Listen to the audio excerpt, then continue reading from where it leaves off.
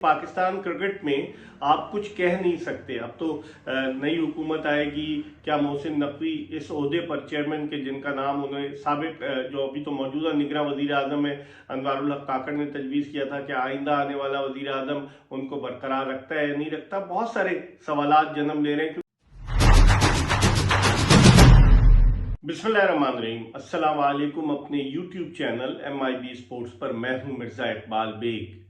Election की वजह से पाकिस्तान में स्पोर्ट्स के मामला थोड़े रुके हुए थे, लेकिन चूंकि अब इलेक्शन मुकम्मल हो चुके हैं और 17 फरवरी से पाकिस्तान सुपर लीग के नवे एडिशन का आगाज हो रहा है। फिर कल से प्रेसिडेंट ट्रॉफी क्रिकेट टूर्नामेंट, जो पाकिस्तान का प्रीमियर फर्स्ट क्लास टूर्नामेंट है, उसका फाइनल भी रावलपिंडी क्रिकेट स्टेडियम रावलपिंडी में सुई नॉर्दर्न गैस पाइपलाइंस और वापडा की टीमों के दरमियान शुरू हो रहा है। तो क्रिकेट की सरगर्मियां अब दोबारा से बहाल होने जा रही हैं। और जिस तरह 6 फरवरी को मोहसिन नकवी साहब पाकिस्तान क्रिकेट बोर्ड के चेयरमैन मुंतखब हुए, तो अब देखना यह है कि आइंदा आने वाले दिनों में मोहसिन नकवी साहब क्या इक़दाम करते हैं। उन्होंने गद्दाफी स्टेडियम लाहौर का भी दौरा किया और दिलचस्प बात यह कि दोनों मौके पर उनके साथ वज़ीर आला पंजाब के मुशीर खेल वहाब रियाज भी मौजूद थे। और वहाब रियाज को मुशीर खेल सेलेक्ट करने में भी मोहसिन नकवी का अहम किरदार था, क्योंकि जब उनके टेलीविज़न चैनल पर मोहसिन नकवी के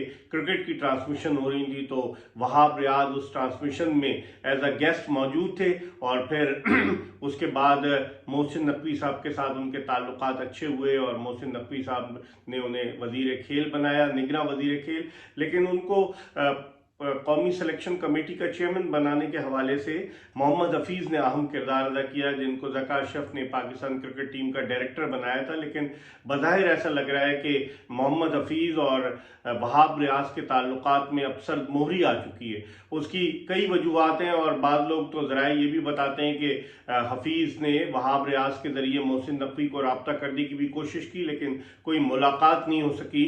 शायद मोहसिन नकवी साहब मसरूफ़ थे इलेक्शन से पहले, और अगर उनकी मुलाकात होती है तो क्या वो मोहम्मद हफीज़ को दोबारा डायरेक्टर बनाते हैं, ऐसा बहुत मुश्किल नज़र आ रहा है। क्योंकि मोहसिन नकवी साहब खुद भी कह चुके हैं कि वो गैर मुल्की कोचेस के हक में है और वो पाकिस्तानी टीम के गैर मुल्की कोचेस लगाएंगे।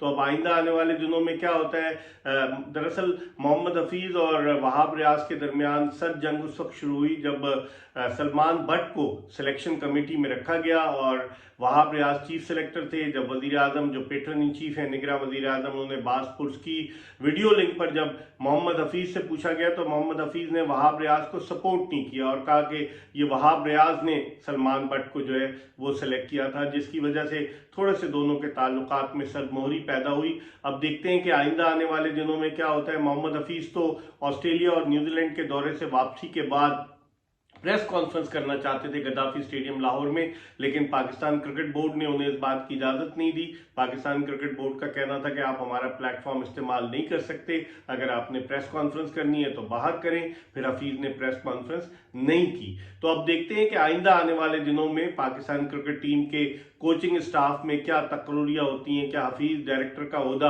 बरकरार रखने में कामयाब होते हैं, जिसके बहुत कम इम्कानात नज़र आते हैं। और फिर उसके बाद नई सिलेक्शन कमेटी भी बनेगी, क्या वहाब रियाज सिलेक्शन कमेटी के चेयरमैन के ओहदे पर बरकरार रहते हैं या नहीं, बहुत सारी चीज़ें। क्योंकि अब निगरान हुकूमत जब खत्म हो जाएगी पंजाब की तो फिर वहाब रियाज फुल टाइम जो है वो एज अ चीफ सेलेक्टर काम कर सकेंगे। तो मोहसिन नकवी साहब ने एक दो इकदाम किए। उन्होंने गद्दाफी स्टेडियम का जब दौरा किया और उन्होंने नेशनल क्रिकेट एकेडमी को देखा तो उन्होंने तरक्याती काम फिलहाल रोकने का जो है वो इंदिया दिया।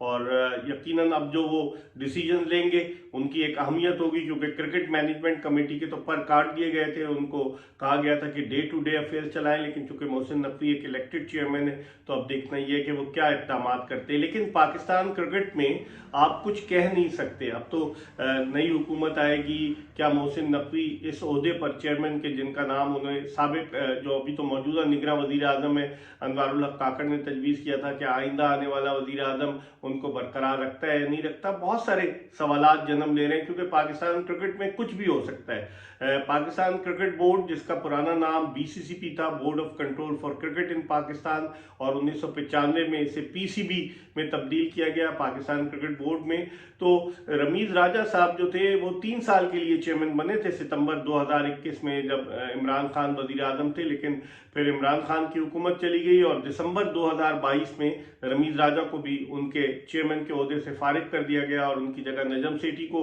क्रिकेट मैनेजमेंट कमेटी का सरबराह बनाया गया। फिर उसके बाद ज़का अशरफ को बनाया गया। और अगर पाकिस्तान क्रिकेट पर आप नज़र डालें, जब से आइन जो है वो पाकिस्तान क्रिकेट बोर्ड का तब्दील हुआ है, तो जनरल रिटायर्ड तौकीर ज़िया ऐसे थे जिन्होंने 4 साल गुजारे बहैसियत चेयरमैन पाकिस्तान क्रिकेट बोर्ड 1999 से 2003 तक। और फिर जो है वो शहरयार खान साहब ने भी अपने दूसरे टेन्योर में 3 साल गुजारे। और फिर डॉक्टर नसीम अशरफ जो थे वो तो जब जनरल रिटायर्ड परवेज मुशर्रफ मरून ने इस्तीफ़ा दिया था 18 अगस्त 2008 को, तो नसीम अशरफ भी छोड़ गए। लेकिन उसके अलावा एजाज भट्ट वो 3 साल पूरे करके गए, शहरयार खान ने 3 साल पूरे किए, और फिर एहसान मानी ने भी पाकिस्तान क्रिकेट बोर्ड के चेयरमैन की हैसियत से 3 साल पूरे किए। तो अब देखते हैं कि मोहसिन नकवी साहब पूरे 3 साल करते हैं या नहीं, क्योंकि आपको पता है कि पाकिस्तान क्रिकेट बोर्ड के चेयरमैन की पोस्ट जो है बड़ी हाइप वाली पोस्ट है और हर शख्स की नजरें जो है चेयरमैन की पोस्ट पर लगी होती हैं। आइंदा आने वाले दिनों में इस बात का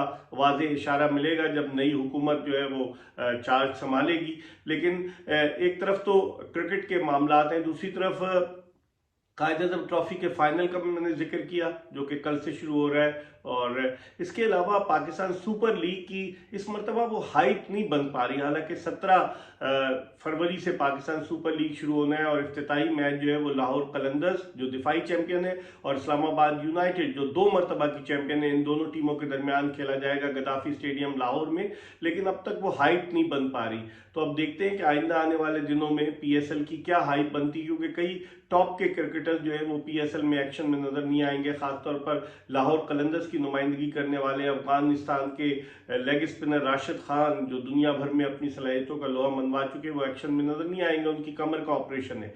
लाहौर कलंदर्स की टीम ने 2022 और 2023 की पीएसएल जीतने का एजाज हासिल किया था। जब 2016 में पीएसएल शुरू हुई थी तो लाहौर कलंदर्स की टीम 2016, 17, 18 और 19 4 साल तक वो आखिरी नंबर पर रही। लेकिन फिर 2020 के वो फाइनल में पहुंची जहां उसे कराची किंग्स ने हराया। फिर 2021 में वो फाइनल के लिए ना पहुंच सकी जो मुल्तान सुल्तान ने जीता। लेकिन फिर 2022 और 23 का फाइनल जो है वो लाहौर कलंदर्स की टीम जीतने में कामयाब हुई। शाहीन शाह अफरीदी उनके कप्तान है।